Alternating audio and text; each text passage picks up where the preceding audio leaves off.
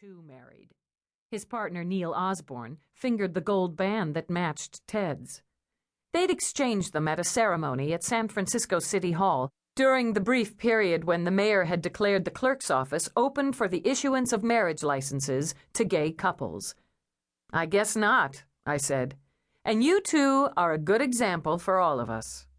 Tell that to the governor. He'll be told come next election.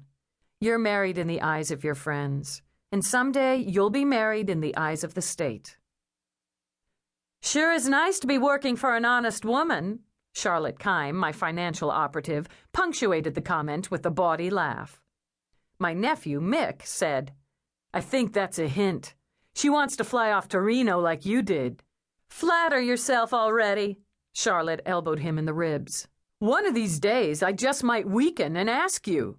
"One of these days, I just might weaken and ask you." Well? I smiled and left the happy couple to their half-serious standoff. "So, McCone, you gonna tame him down?"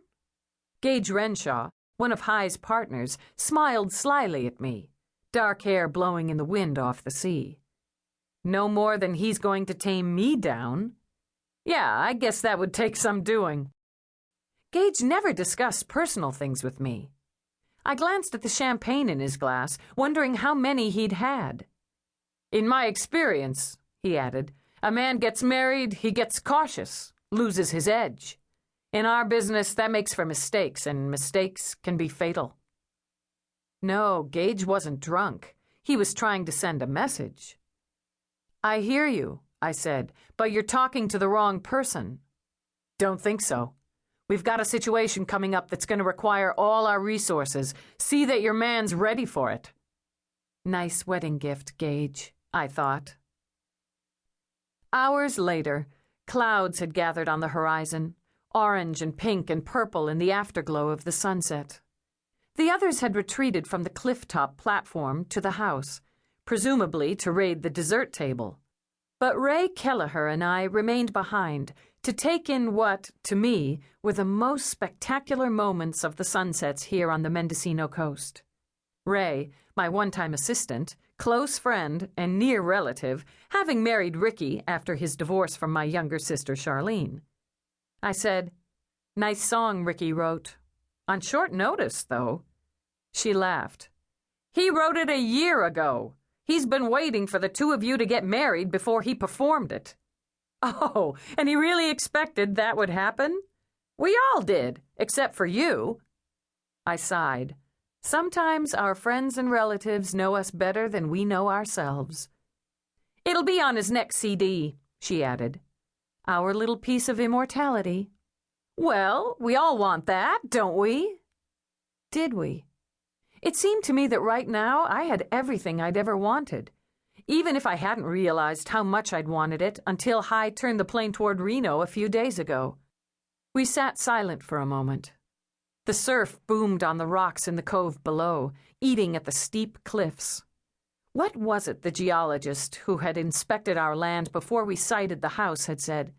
Something about it possibly sliding into the sea if we intended to live there for more than 1,000 years. Right now, I felt as if I could live forever. Ray said, "What was it that tipped the scales in favor of marriage?" It just seemed right. Hy's been wanting this for a long time, you know. But he had a good first marriage, even if Julie was very sick for years before she died. My history with men, on the other hand, right, no need to rehash that. Ray looked down at her diamond-studded wedding ring. Or to rehash my checkered past. What a bunch of losers, including me for getting involved with them.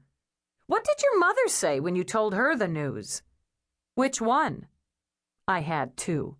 The adoptive mother, who'd raised me, and the birth mother with whom I'd finally connected a couple of years ago. Both. Well, Ma carried on as if I'd announced I'd won the Nobel Peace Prize. Then she had me put Hy on the phone. To him, she said, "Congratulations on joining our family."